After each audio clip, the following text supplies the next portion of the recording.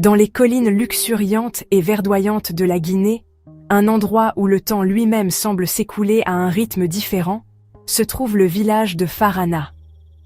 Ici, d'anciens baobabs se dressent comme des sentinelles silencieuses et imposantes, leurs branches noueuses tendant vers les cieux comme les bras de géants endormis.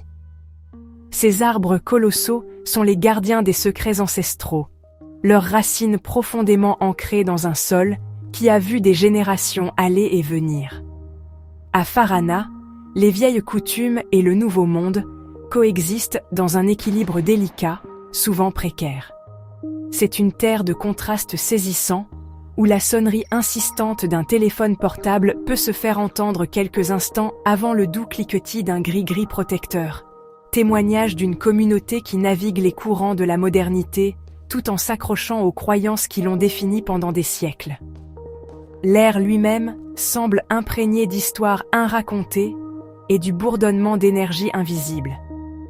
C'est un monde où le voile entre le visible et l'invisible est mince.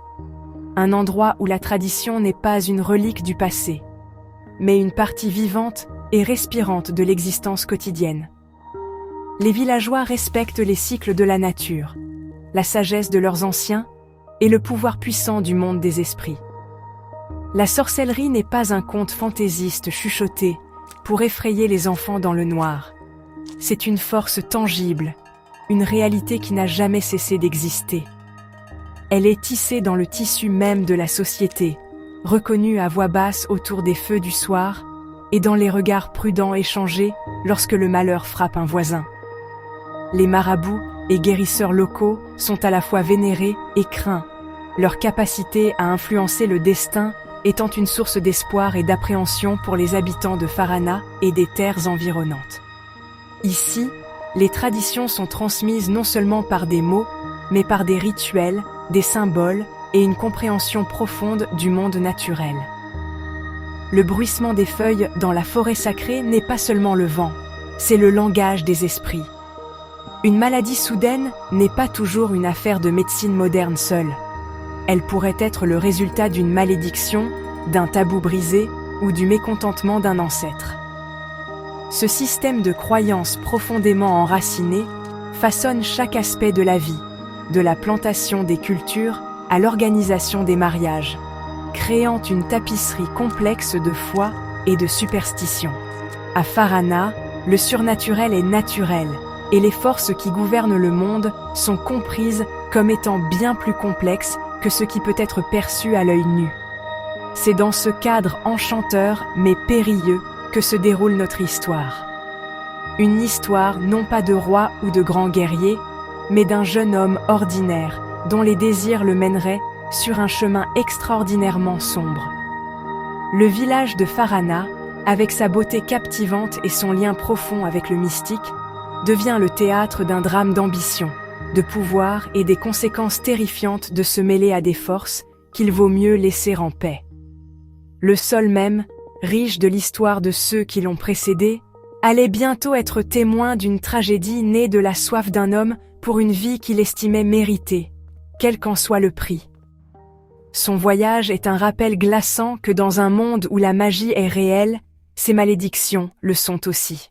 Les anciens de Farana ont un dicton, une sagesse transmise à travers d'innombrables générations, aussi intemporelles que les rivières qui sculptent le paysage. Ils avertissent les jeunes avec des visages solennels, leur voix basse et grave. Celui qui joue avec les forces des ténèbres sera, à la fin, dévoré par elles. Ce proverbe est plus qu'une simple mise en garde, c'est une vérité fondamentale, une loi du monde spirituel aussi immuable que la gravité. Il rappelle constamment que le pouvoir dérivé de sources malveillantes a toujours un prix terrible, une dette qui doit finalement être payée intégralement. Les esprits des terres d'ombre ne sont pas des alliés bienveillants. Ce sont des usuriers cosmiques qui offrent des cadeaux enivrants mais exigent un paiement de chair d'âme et de chagrin. Voici l'histoire vraie et déchirante de Sékou Camara, un nom qui n'est maintenant prononcé qu'à voix basse, un conte de mise en garde utilisé pour effrayer ceux qui ressentent l'attrait séduisant du savoir interdit. Il n'était autrefois qu'un jeune homme de Farana, mais son cœur était consumé par une ambition brûlante et insatiable. Il ne souhaitait pas simplement une vie meilleure, ou une modeste quantité de pouvoir pour atténuer ses difficultés. Non, l'ambition de Sékou était un feu déchaîné qui ne connaissait aucune limite. Il rêvait de devenir le sorcier le plus puissant de toute l'Afrique de l'Ouest, un maître des arts sombres dont le nom serait prononcé avec peur et admiration, de la côte du Sénégal aux forêts profondes du Nigeria.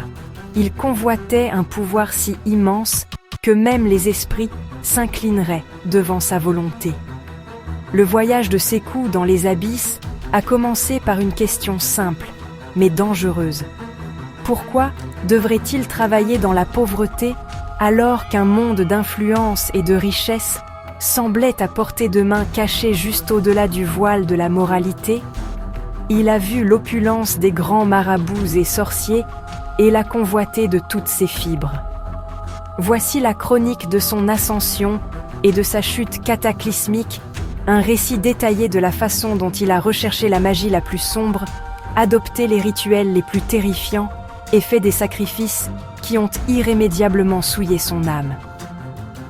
C'est l'histoire d'un homme qui a volontairement marché dans les ténèbres, croyant pouvoir les contrôler pour finalement en devenir le prisonnier éternel. Nous suivrons son chemin d'un jeune homme, désespéré et appauvri à un redoutable utilisateur de magie noire. Nous serons témoins des pactes qu'il a conclus et des terribles choix qui ont suivi, chacun rongeant son humanité, la remplaçant par quelque chose de froid et de monstrueux. C'est l'histoire de Sékou Camara, l'homme qui voulait devenir un dieu parmi les sorciers, mais qui a découvert le véritable et horrible prix de son ambition. Son histoire sert de mise en garde sévère faisant écho à la sagesse ancienne de son peuple. Lorsque vous négociez avec les ténèbres, vous n'achetez pas le pouvoir, vous vendez votre âme, et le paiement final est toujours plus que vous ne pouvez supporter. Sékou Camara avait 25 ans quand le poids étouffant d'une vie ordinaire devint insupportable. Il était le fils de paysans pauvres et travailleurs, et toute son existence avait été définie par le cycle incessant de la lutte. Dès ses premiers souvenirs, il avait vu ses parents se lever avant le soleil et travailler jusqu'au crépuscule dans les rizières étouffantes, le dos courbé sous le soleil impitoyable de la Guinée. Leurs mains étaient calleuses, leur visage marqué par les rides de l'inquiétude, et leur récompense pour cette vie de labeur éreintant était une maigre poignée de francs CFA, à peine suffisante pour éloigner la faim. L'odeur de la terre humide et la douleur des muscles fatigués étaient l'héritage qui lui était promis. Un avenir qu'il ne voyait pas avec acceptation, mais avec un ressentiment croissant et bouillonnant qui lui rongeait les entrailles. Ce profond mécontentement était alimenté par les contrastes saisissants qu'il observait chaque jour à Farana et dans ses environs.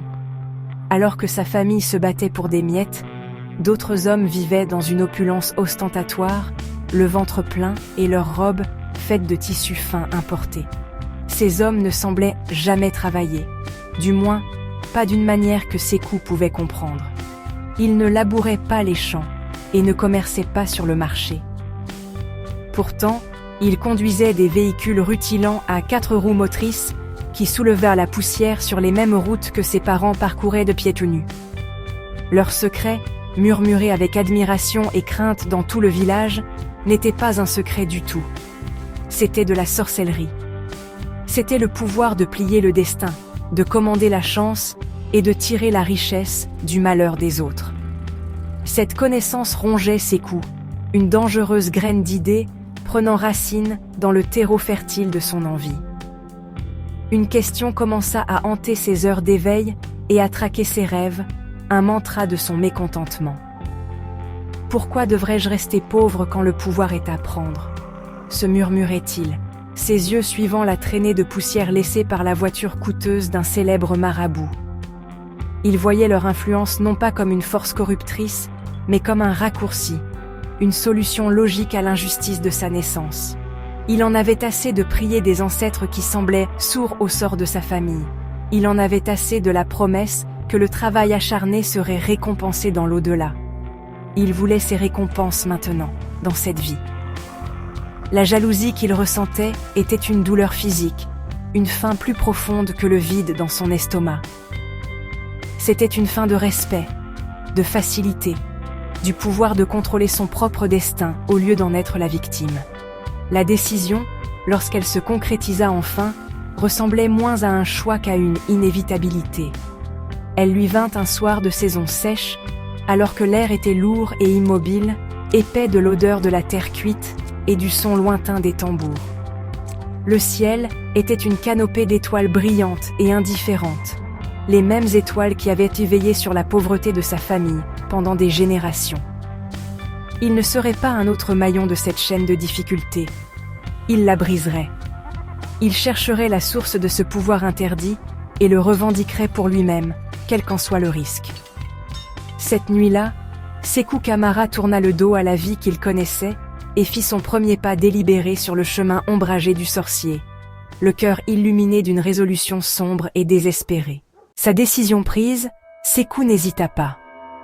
Il partit sous le voile de cette même nuit de saison sèche, sa destination un endroit dont on ne parlait qu'à voix basse et craintive. La demeure de Mama Djamila.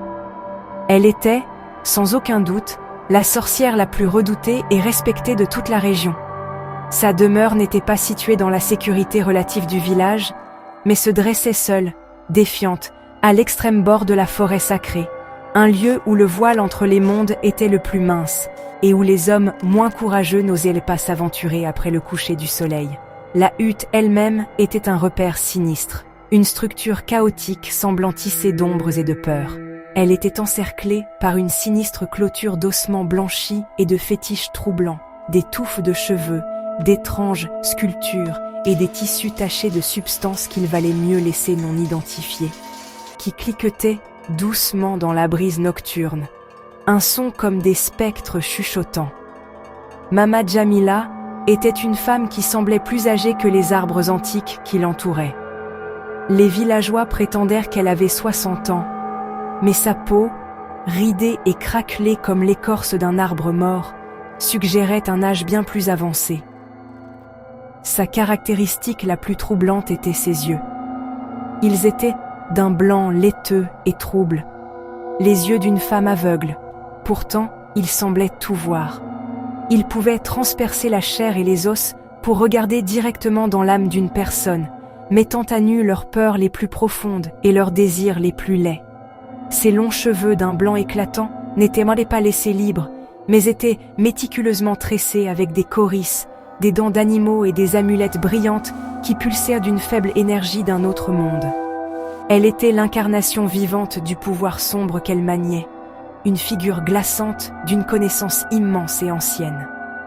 Alors que Sékou s'approchait, son cœur battant un rythme nerveux contre ses côtes, il se prépara à frapper à sa porte, à exposer son cas, à implorer son enseignement. Mais avant même que ses phalanges ne puissent toucher le bois brut, une voix, rauque et ancienne, s'insinua de l'obscurité intérieure.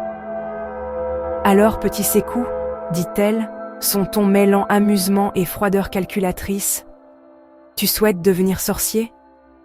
Le son de son propre nom sur ses lèvres, avant même qu'il ne se soit annoncé, lui envoya une décharge de pure peur.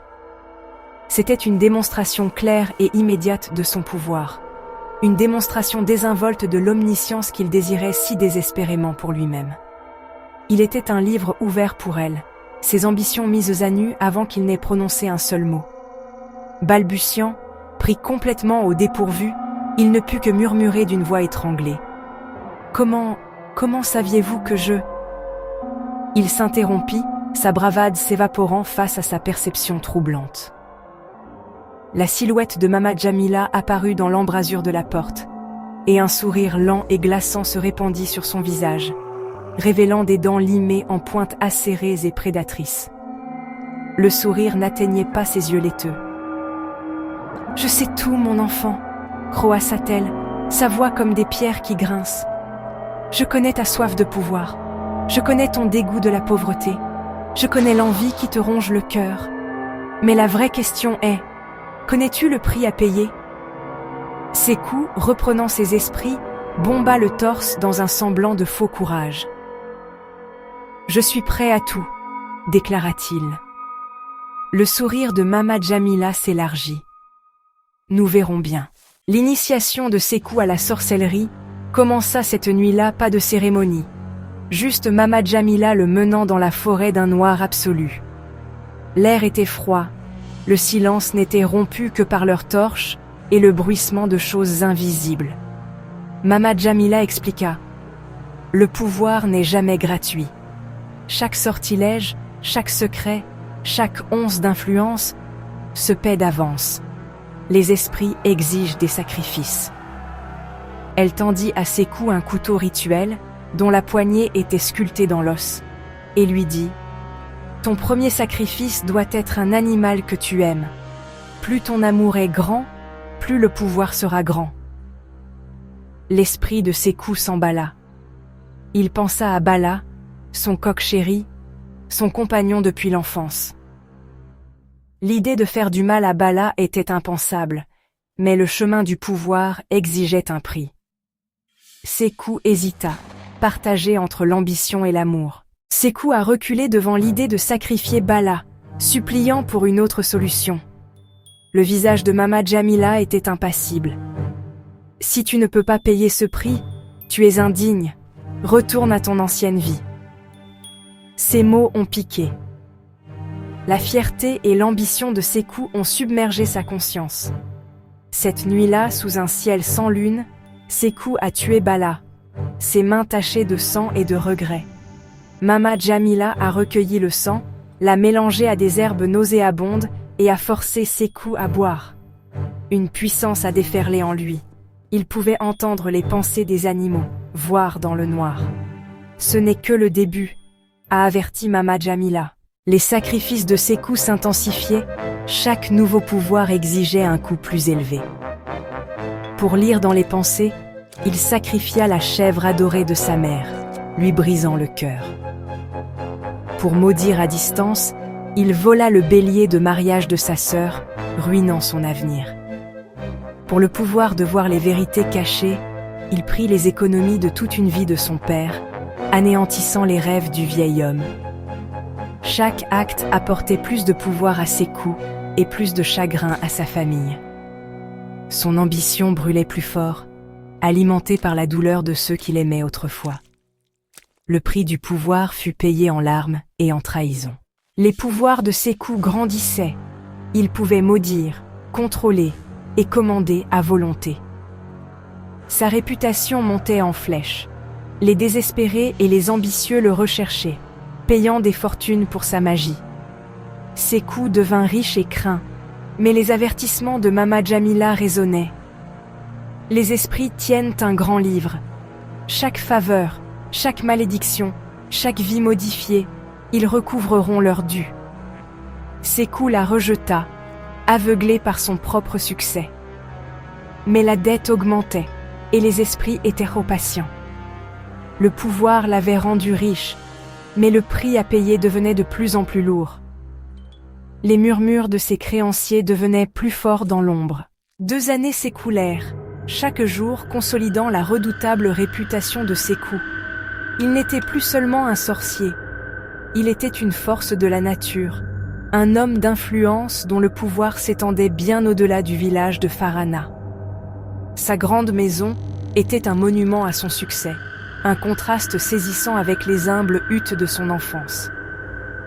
Il possédait plusieurs voitures, symbole d'une richesse autrefois inimaginable, et sa clientèle comprenait désormais des hommes puissants de la ville, des politiciens cherchant un avantage sur leurs rivaux, des magnates des affaires cherchant à obtenir des contrats lucratifs par des moyens surnaturels.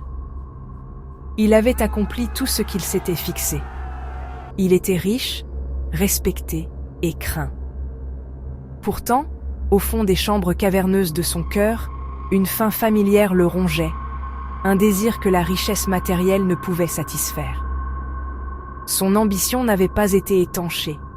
Elle n'avait fait que croître, plus vorace à chaque goût de pouvoir. Il ne voulait plus être seulement l'un des sorciers les plus redoutables de la région. Ce n'était pas assez. Il nourrissait un désir secret et ultime, devenir le maître suprême des arts obscurs. Il envisageait un monde ou même sa formidable mentor, Mama Jamila, serait forcée de s'incliner devant lui. Il voulait transcender les limites de la sorcellerie mortelle, saisir un pouvoir si absolu qu'il en serait intouchable, un dieu sous forme humaine. Il savait qu'un tel sommet de pouvoir devait exister, un secret final et terrible que Mama Jamila lui avait caché. Il commença à la presser, ses requêtes se transformant en exigences, son ambition l'emportant sur la prudence qu'elle avait si minutieusement essayé de lui inculquer. Il voulait la clé finale, et il ne se laisserait pas refuser. Finalement, après des semaines de son insistance incessante, la vieille sorcière céda. Une lassitude sembla s'installer sur ses traits anciens alors qu'elle se préparait à révéler le rituel ultime. « Il y a un rite final », confessa-t-elle, sa voix un murmure bas et sombre qui portait à peine dans l'air étouffant de sa hutte. Il s'appelle le pacte du sang royal. Celui qui le réussit perd sa mortalité. Il devient éternel, tout-puissant. Les esprits deviennent ses esclaves, non ses créanciers, mais le sacrifice qu'il exige. Pour la toute première fois depuis que Sekou l'avait rencontré, Mama Jamila hésita.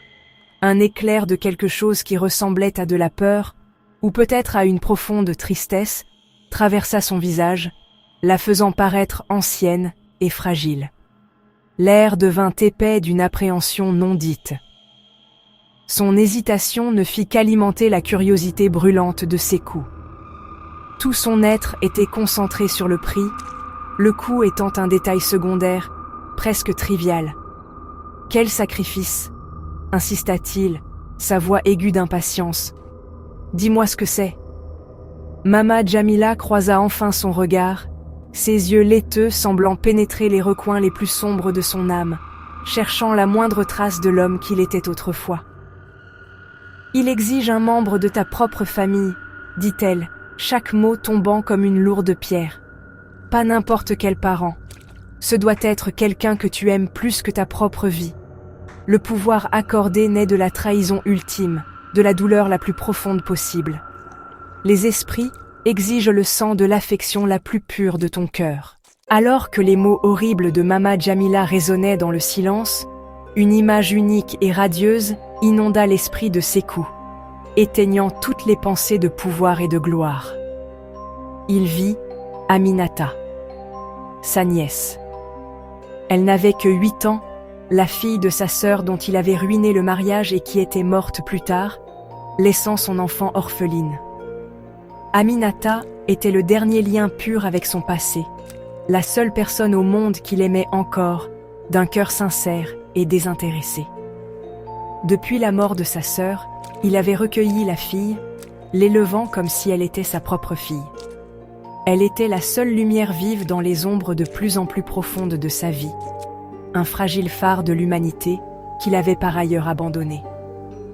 Son immense maison fortifiée n'était qu'un bâtiment, mais Aminata en faisait un foyer. Aminata était une enfant d'une beauté rare et lumineuse. Ses grands yeux innocents, si semblables à ceux de sa mère, ne contenaient ni peur ni jugement. Il ne voyait que l'oncle qu'elle adorait. Son rire était un son cristallin, une mélodie pure qui avait le pouvoir de chasser momentanément les sombres murmures qui hantaient si souvent les pensées de Sekou. Chaque soir, elle montait sur ses genoux, l'appelant « Papa Sekou » et se blottissait contre sa poitrine, attendant qu'il lui raconte l'une des vieilles histoires du village. Des histoires de lapins astucieux et de hyènes stupides, des contes d'une vie qu'il avait laissée derrière lui depuis longtemps. Dans ces moments, tenant son petit corps chaud, il n'était pas un sorcier craint, il était juste son papa Sekou, le centre de son petit monde innocent. La pensée du rituel, de cet enfant innocent comme sacrifice, fut un coup physique. Cela lui coupa le souffle et le laissa chancelant, son monde soigneusement construit de pouvoir et d'arrogance se brisant en 1000 morceaux. Il regarda Mama Jamila, une tempête d'émotions contradictoires se livre en bataille en lui. Le sorcier qui avait volé, maudit et trahi sans hésitation fut soudain confronté à une limite qu'il n'avait jamais imaginé devoir franchir. Le concept abstrait de sacrifice était devenu terrifiant de réalité, incarné dans le visage de la seule personne qu'il chérissait. Je ne peux pas, balbutia Sekou, les mots se coinçant dans sa gorge avec un goût de cendre. C'était la première fois qu'il refusait un ordre, la première fois que son ambition rencontrait un obstacle qu'elle ne pouvait pas surmonter immédiatement. L'expression de Mama Djamila se durcit. Son moment d'hésitation disparut, remplacé par le comportement froid et calculateur familier du mentor. « Alors tu resteras à jamais un sorcier de seconde zone », rétorqua-t-elle, sa voix dégoulinant de mépris. « Tu seras puissant, oui, mais toujours un serviteur des esprits, vivant toujours dans la peur du jour où ta dette arrivera à échéance. L'immortalité et la véritable maîtrise resteront hors de ta portée. Tu es venu me chercher le pouvoir ultime. Je t'ai montré le chemin. Que tu aies la force de le parcourir est ton choix, et le tien seul. » Elle lui tourna le dos, le congédiant comme s'il était un élève raté. Le choix était le sien, l'amour d'un enfant ou le pouvoir d'un dieu. Alors que Sekou trébuchait hors de sa hutte dans la nuit, il savait que son âme était le véritable champ de bataille. Cette nuit-là, le sommeil était un pays lointain que Sekou ne pouvait atteindre. Il est resté assis au chevet d'Aminata pendant des heures, vous savez, juste un gardien silencieux et tourmenté, observant le doux mouvement de sa poitrine. Elle dormait du sommeil paisible et sans trouble des innocents, sa petite main agrippant fermement une poupée de chiffon usée, un léger sourire sur ses lèvres tandis qu'elle rêvait. Il a regardé son visage, si plein de confiance et d'amour, et une vague de dégoût de soi l'a envahi. Comment pouvait-il même envisager de lui faire le moindre mal? Elle était l'incarnation de tout ce qu'il avait perdu de bon, un rappel vivant de l'homme qu'il aurait pu être. Cet enfant lui faisait entièrement confiance, l'aimait inconditionnellement, et pourtant, il envisageait de la tuer pour plus de pouvoir. L'énormité de l'idée était un poids qui menaçait de l'écraser. Mais vous voyez, l'appel de sirène du pouvoir ultime, la promesse d'immortalité et de domination sur les esprits mêmes qu'il servait, était un poison incessant dans ses veines. Il lui murmurait la gloire, une vie sans peur ni conséquence. Il dépeignait un avenir où il serait le maître de son propre destin, et même du destin des autres. La bataille intérieure faisait rage en lui, le déchirant. L'amour contre l'ambition. La lumière contre les ténèbres. Au moment où la lune atteignit son point culminant dans le ciel, projetant de longues ombres squelettiques sur la terre, les ténèbres avaient gagné. Au 12e coup de minuit, le cœur froid et lourd dans sa poitrine, il a soulevé l'enfant endormi de son lit. Il l'a porté hors de la maison, et dans la nuit, son petit corps chaud et confiant dans ses bras, tandis qu'il suivait le chemin familier vers la hutte de Mama Djamila. « Tu as fait le bon choix », l'a salué Mama Djamila, sa voix dénuée de triomphe, le déclarant comme un simple fait. Elle a vu Sekou arriver avec Aminata dans ses bras, et elle savait que le pacte allait se dérouler. Elle l'a conduit, non pas à sa hutte, mais plus profondément dans la forêt sacrée, vers une clairière secrète qu'il n'avait jamais vue auparavant. C'était un endroit qui semblait ancien et profondément inquiétant. Là, Mama Djamila a commencé les préparatifs. D'une main ferme, elle a tracé un grand cercle complexe sur la terre nue en utilisant une poudre faite d'os humains broyés. À l'intérieur du cercle, elle a placé 13 bougies de cire noire, leurs flammes s'allumant d'une lumière verdâtre anormale et maladive. Puis, elle a commencé à chanter, sa voix montant et descendant dans une cadence hypnotique et terrifiante, invoquant les esprits les plus sombres et les plus puissants de la forêt. Alors que son incantation atteignait son crescendo, la forêt elle-même semblait retenir son souffle. Un affreux chœur de voix répondit du plus profond de la terre, ancien et plein de malice. Les arbres autour de la clairière commencèrent à gémir comme dans l'agonie, et un vent froid et soudain souffla à travers la clairière, éteignant plusieurs des bougies. Dans l'obscurité grandissante, des paires d'yeux rouges luisants commencèrent à apparaître entre les arbres, observant, attendant. La puissance brute et malveillante qui remplissait l'air était suffocante. C'est à ce moment-là qu'Aminata a bougé et s'est réveillée. Elle a cligné des yeux, ses grands yeux s'écarquillant d'effroi en découvrant la scène horrible. « Papa Sékou » a-t-elle gémi, sa petite voix tremblante. « J'ai peur. Ramène-moi à la maison, s'il te plaît. Ramène-moi à la maison. » L'instant où la voix effrayée d'Aminata a transpercé les champs démoniaques, quelque chose en Sékou s'est brisé. Le mur fragile qu'il avait construit autour de son cœur pour contenir son amour pour elle s'est effondré en poussière. L'entendre l'appeler Papa Sékou, voir la terreur absolue dans ses yeux innocents, lui a enfin fait réaliser la profondeur véritable et horrible de sa folie. Cette petite enfant, qui lui faisait confiance par-dessus tout, le regardait pour être protégé d'un cauchemar qu'il avait lui-même créé. Il n'était pas seulement son protecteur, il était le monstre dans l'ombre. Le prix du pouvoir ultime, qui avait semblé si éblouissant quelques instants auparavant, se révélait maintenant comme une babiole grotesque et sans valeur. À quoi bon l'immortalité dans un monde où il avait assassiné la seule source de lumière et d'amour? L'ambition du sorcier mourut, et pour un instant fugace, l'homme, l'oncle, revint. « Non !» cria-t-il, le mot arraché des tréfonds de son âme, un rugissement primal de rébellion contre son propre mal. « Je ne peux pas faire ça !» Avec une soudaine poussée d'adrénaline, il serra Aminata fort contre sa poitrine, protégeant son petit corps avec le sien. Il se tourna pour fuir le cercle maudit, pour s'échapper de la clairière et de la légion d'yeux qui les observait. Il avait l'intention de courir jusqu'à ce que la forêt cède à l'aube, d'emmener Aminata en sécurité, loin de lui et de la vie qu'il avait choisie. Mais il était bien trop tard. Le rituel avait été initié. Le pacte avait été offert. Les entités les plus puissantes et malveillantes avaient été tirées de leur sommeil, et elles ne seraient pas renvoyées comme des enfants indisciplinés. La promesse d'un sacrifice de sang royal avait été faite, et les esprits avaient faim. « Tu as commencé le rituel !» hurla Mama Jamila, sa voix un mélange discordant de fureur et de panique, alors que le pouvoir brut dans la clairière commençait à spirale hors de contrôle.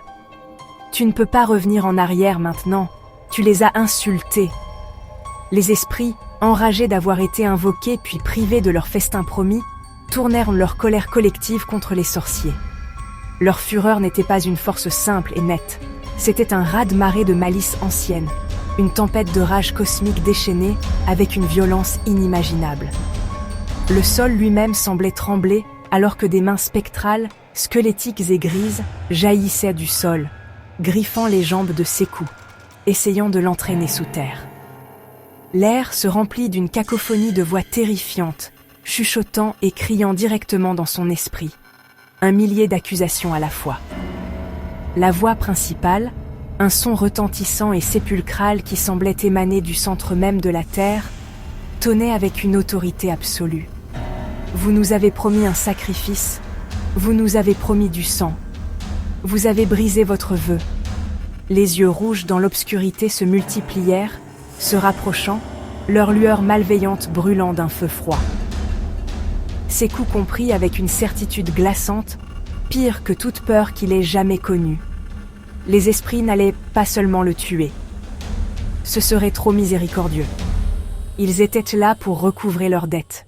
Une dette qui s'était accumulée pendant 2 longues années. Ils prendraient leur paiement non seulement de lui, mais de tout ce qu'il avait jamais touché. De tout ce qu'il avait jamais corrompu avec sa magie noire. La nuit du jugement était arrivée. La vengeance des esprits fut rapide, personnelle et méticuleusement cruelle. Ils n'attaquèrent pas Sékou avec une puissance brute et informe. Ils dénouèrent toute sa vie de péché sous ses yeux. La première vague de tourments vint des spectres des animaux qu'il avait sacrifiés. Leurs formes, chatoyantes et translucides, s'élevèrent du sol, leurs yeux brûlant d'une haine d'un autre monde. Bala, son coq de combat autrefois bien-aimé, se matérialisa devant lui, n'étant plus une créature de chair et de sang, mais un fantôme de trahison. Le coq fantôme se lança sur ses coups, ses ergots spectraux, maintenant aussi affûtés que des rasoirs, déchirant impitoyablement son visage, infligeant de profondes blessures fantômes qui ne saignaient pas mais brûlaient d'une douleur insupportable.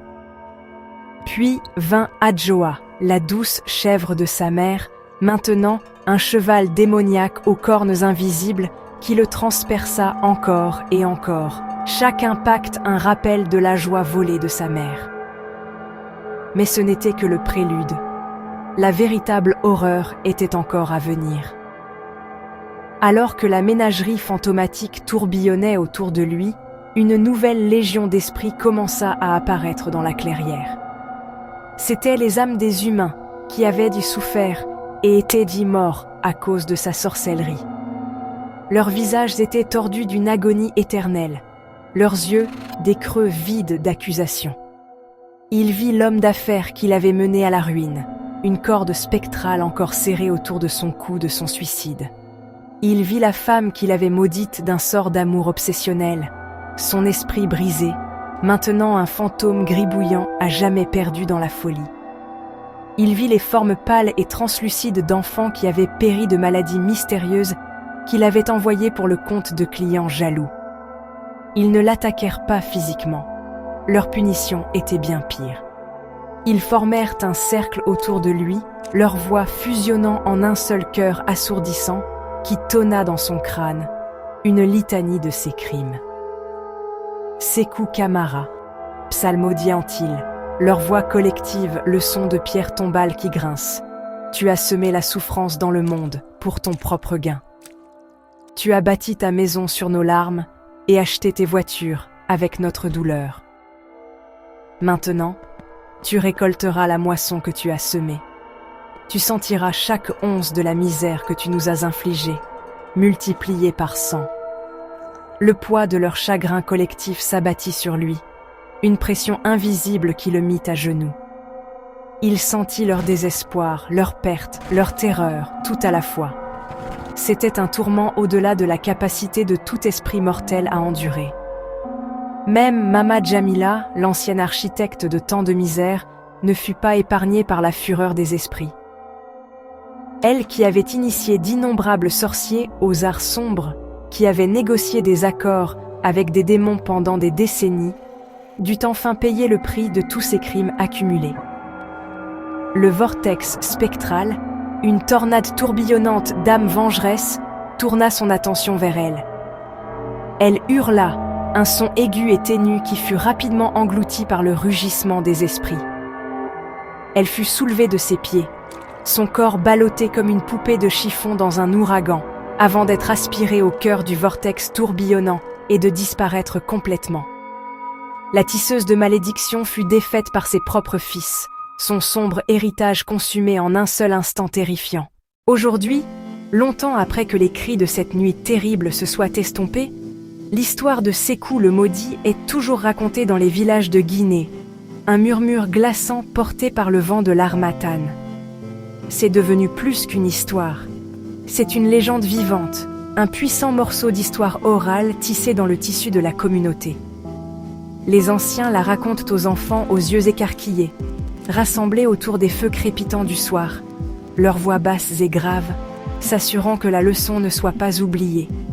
Ils disent que Sekou erre toujours dans la forêt sacrée, une figure tourmentée prise dans l'espace effroyable entre la vie et la mort. Il n'est pas vraiment vivant, car il ne peut ni manger, ni boire, ni sentir la chaleur du soleil, et il n'est pas vraiment mort, car les esprits lui ont refusé même la paix de la tombe. Il est un monument ambulant à ses propres crimes, portant à jamais le poids écrasant de la souffrance qu'il a causée. Parfois, les nuits les plus sombres, les voyageurs qui se perdent près de la forêt rapportent avoir entendu une voix étrange et désincarnée crier depuis les ténèbres. C'est une voix remplie d'une éternité de regrets, un son plaintif qui glace le sang. La voix, disent-ils, ne menace pas, mais avertit. Ne cherchez pas le pouvoir dans les ténèbres, gémit-elle. Ne négociez pas avec ce que vous ne comprenez pas. Chaque malédiction que vous lancez reviendra vous hanter 1000 fois. La vraie force se trouve dans la bonté du cœur, pas dans les ombres de la magie noire. C'est la voix de Sekou, son châtiment éternel de servir de gardien spectral, avertissant les autres du chemin perfide qu'il a lui-même si avidement emprunté. Sa propre malédiction est devenue sa dernière tentative désespérée de rédemption. Ce récit déchirant sert un but vital.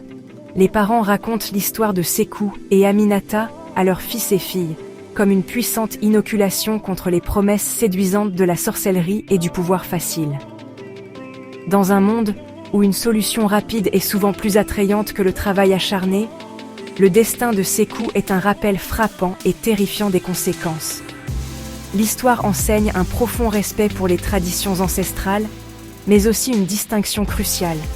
Elle avertit que lorsque ces pouvoirs anciens sont déformés et utilisés à des fins égoïstes, pour nuire aux autres ou pour contourner l'ordre naturel, ils se retournent inévitablement contre celui qui les manie. La magie elle-même n'est pas mauvaise, mais le cœur de celui qui l'utilise détermine sa nature. Et un cœur corrompu engendrera toujours une fin corrompue et autodestructrice. La froide prophétie de Mama Jamila, prononcée au tout début du voyage de Sekou, s'est avérée être une vérité immuable. Celui qui joue avec les forces des ténèbres sera finalement dévoré par elles. Sekou Kamara avait ardemment désiré devenir le maître des esprits, les commander et les plier à sa volonté. Au lieu de cela, il est devenu leur esclave éternel, prisonnier d'une geôle qu'il a lui-même créée. Et ainsi, à travers les vastes étendues de l'Afrique, chaque fois qu'une jeune personne est tentée par les promesses scintillantes d'un charlatan, les anciens invoquent son nom. Souvenez-vous de Sekou Kamara, disent-ils. Souvenez-vous que le vrai pouvoir durable se construit avec l'amour, l'honneur et le travail honnête. Il ne se trouve jamais dans le sang, la trahison et les ténèbres. C'est la sagesse ultime des ancêtres, dans la lutte éternelle entre le bien et le mal. Ceux qui choisissent le mal sont condamnés à porter le poids de leurs propres crimes, et ce poids devient finalement leur prison.